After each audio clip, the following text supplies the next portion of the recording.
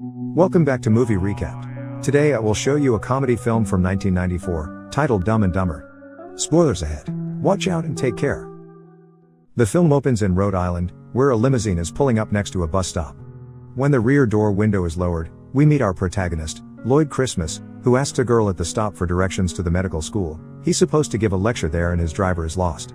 The girl explains to him how to get there with a heavy accent, which Lloyd compliments. She tells him she's from Austria, and completely misunderstanding, Lloyd speaks again, faking an Australian accent and slang instead. The girl obviously is turned off by this, so she turns him down, and Lloyd pulls up the window again, only to put on the driver's cap and move back to the wheel. As Lloyd gets back to the road, he drives by a fast food joint where his best friend, Harry Dunne, is getting some food back to his van. Both he and the vehicle are dressed up as dogs. As he hits the road too, he feeds sandwiches to the dogs he's groomed. His driving gets reckless when he gets a call saying that he's late to the show he's supposed to be taking the dogs to, which causes the dogs to slide all over the van. Meanwhile, Lloyd is arriving at a very fancy house. After parking the limo, he knocks on the door in a rather obnoxious way, and it's opened by his client Mary Swanson, whom he immediately gets infatuated with. A moment later, when both are in the limo on their way to the airport, Lloyd tries to get a conversation going. Mary mentions she's going to Aspen, and Lloyd comments on him and Harry saving money to start their own pet shop that specializes in worm farms. Mary is incredibly tense during the whole trip, which she blames on flying nerves, but it's obviously a lie. Back to Harry. After some very intense driving, he finally makes it to the dog show, where one of the dog owners is extremely worried about her pet's looks, but Harry promises he's groomed them all perfectly. When he opens the door, however, all the dogs are covered in condiments. In the meantime, Lloyd and Mary make it to the airport. After giving her all her bags, Lloyd offers Mary a hug, which she awkwardly takes but doesn't reciprocate. Lloyd returns to his limo and Mary enters the airport, where henchmen Joe Mentalino and J.P. Shea are getting ready to pick up the suitcase Mary will be leaving near the escalator. Outside, Lloyd is driving slowly in order to be able to look at Mary through the airport's glass walls, which causes him to hit another car. This delay allows him to see Mary leaving the suitcase behind, and since he thinks she's forgetting it by accident, he runs out of the limo and enters the airport to snatch the suitcase right under the henchmen's noses. He then tries to take it back to Mary, for which he enters the boarding area, but since the plane has already left, Lloyd falls out of the jetway. Some hours later, Lloyd and Harry are returning to their apartment in a rather humble neighborhood, and they've been followed by the henchmen, who think they're working for someone powerful. We see Mental is taking pills for his ulcer. Inside the apartment, Lloyd and Harry share the same news: they've both lost their jobs. Harry asks Lloyd about the briefcase. He tells him it's a love memento and that he can't get it open. Their chat is interrupted by the henchmen knocking on their door, and after checking who it is through the peephole, they reach the conclusion they're gas debt collectors, so they take the suitcase and escape through the window. The henchmen force their way inside, and when they don't find the briefcase, they decide to leave a message by decapitating Harry's parakeet. Night has fallen by the time Harry and Lloyd return to their place after spending their whole day job hunting. Harry goes back to the apartment with the suitcase while Lloyd goes to the store, promising to only get the bare essentials with their last money. He ends up buying a lot of knickknacks, and when he stops by a newspaper box, he accidentally leaves his wallet inside while retrieving the magazine. He doesn't have change to open the box again, so when he sees an old lady passing by, he asks her to watch over his things while he goes back to the store to break $1. A moment later, he returns to the apartment and tells Harry the old lady robbed him blind. Harry mentions his parakeet died, and this makes Lloyd snap. Tired of the dump they're living in, he wants to leave and go to Aspen. Harry turns down the idea when he realizes Lloyd only wants to go after Mary, but after a heartfelt speech from his friend, he accepts. They hit the road the next day, where Lloyd tells Harry that he got some extra money from selling the dead parakeet to a blind kid. Meanwhile, back in their building, the henchmen are visiting again, only to find a note on the door apologizing to the gas man. This makes them think the friends are pros that have been following them, because they know about Mental's ulcer. They decide to follow them to Aspen. Back to Harry and Lloyd. They've stopped at a diner to eat. When Harry accidentally spills some salt, Lloyd tells him it's bad luck and he should counter it by tossing salt over his shoulder. Lloyd throws the entire shaker and hits a man, Seabass, who angrily comes over to the table and spits at Harry's burger as revenge. The guys finish their meal but are still frustrated by what happened, so Lloyd gets an idea.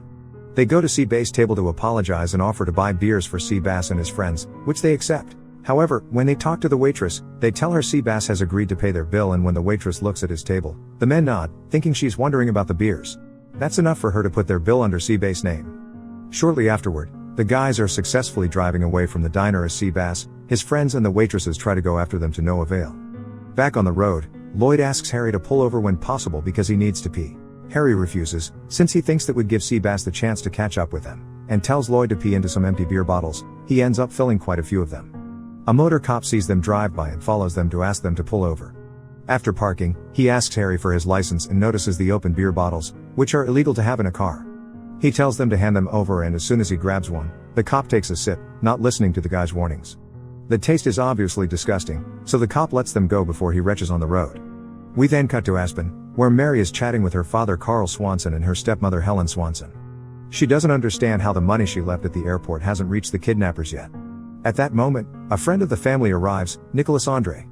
He thinks they should cancel the preservation gala they were planning, but Carl disagrees. They should continue to act normally, not to alert the authorities and the press, otherwise the kidnappers could do something drastic. Meanwhile, night has fallen on the road. Harry sleeps while Lloyd drives and daydreams about Mary. He imagines himself arriving at Aspen, getting together with Mary after returning the briefcase to her, impressing her friends with jokes, fighting some waiters at a restaurant for her honor, and taking Mary to his room to make love to her.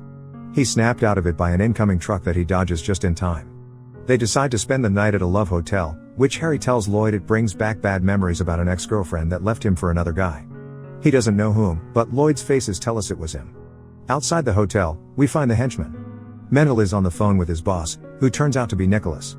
While he talks to him, a stranger keeps asking him to hurry up and free the phone, so Mendel punches him through the booth glass before promising Nicholas he'll get that briefcase back. The next morning, the guys go back to the road and find Mendel next to his car pretending to be a hitchhiker while Shay hides to follow them later. They accept to give him a ride, which means Mendel ends up sitting between them and being incredibly annoyed by their bickering, weird noises and bad singing. He's about to take out his gun when the guys pick up even more hitchhikers, so Mendel has no other choice but to endure. Some hours later, they stop at another diner, where Mendel convinces the guys to try the chili papers. While they freak out over how spicy they are, Mendel goes outside to call Nicholas and tell him he'll kill the pair with rat poison. Then he returns to his table, where the guys have secretly put a bunch of chili papers on his burger. After discovering their possession of the briefcase is a coincidence, he bites the burger, causing him to react adversely because of his ulcer. Twitching on the floor, Mendel asks for his pills, which Harry searches for while Lloyd tries to give CPR. Harry grabs the wrong bottle, however, and ends up giving Mendel the rat poison, effectively killing him. The guys rush out of the diner before the cops arrive. They talk to the waitress and find out they must follow a sheepdog car. Lloyd and Harry continue their road trip, and when night falls, they stop at a gas station. While Lloyd goes to the bathroom, Harry refills the gas tank and chats with Beth Jordan, who is parked next to him and is also going to Aspen. He's so distracted by her that he spills gas on his legs and the floor. Meanwhile, Lloyd finds out the stall he's at is used for intimacy and someone arrives right in time for it. It's Seabass. We cut back to Harry, who is still chatting with Beth and lends her a match to light her cigarette. He throws the match to the floor and accidentally starts a fire on his wet pants, which makes him snap at Beth, so she leaves. Harry runs to the bathroom, where Seabass is making Lloyd fall to his knees to use his mouth, but Harry knocks him out when he pushes the stall door open to put his burning leg in the toilet water. Moments later, we see the police waiting for them on the road to Colorado. But Lloyd has taken over the driving and he's too distracted to notice he's taking the wrong turn, which at least helps him avoid the cops. In the morning, Harry wakes up and finds out about Lloyd's mistake. They stop the van and have an argument. Harry is angry because they have no money for gas or food, so he decides to leave Lloyd and walk back home. Some hours later, he's suddenly approached by Lloyd riding a minibike he traded for the van in town. This is enough for Harry to forgive him and climb on the bike, resuming their trip to Aspen. They make it to Aspen a couple of days later and they're almost freezing. They want to return the briefcase, but Lloyd doesn't know where Mary lives and has no way to find out. When night falls, the guys are at a park, trying to stay warm next to a fire. When Lloyd reveals he's been wearing an extra pair of gloves and didn't share, Harry gets angry and decides to get rid of the briefcase. Lloyd fights him for it and in the struggle, the briefcase falls and finally opens, revealing tons of cash inside. The guys decide there's nothing wrong with borrowing just a few bucks and leaving IOUs promising to pay them back later. But they end up going crazy with the expenses. They choose a presidential suite at a hotel, buy a fancy car plus expensive yet ridiculous clothes, and overtip the hotel employees. While enjoying the luxury of their room, they find out about Mary and her gala in the newspaper and decide to attend.